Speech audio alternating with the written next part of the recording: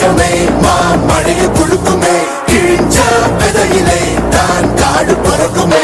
புதிய எதிரியே பார் என்னை எதிர்க்கவே, பழைய எதிரிகள் என் ரசிக படையிலே. இது களபதி பேரு கேட்ட விசிலடி,